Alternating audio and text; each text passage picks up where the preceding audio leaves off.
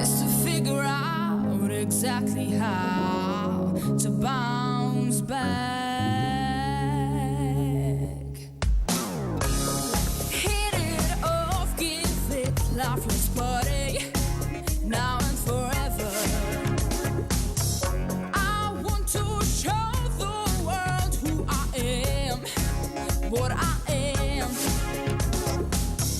I believe every word I say can mean something to someone out there who's listening.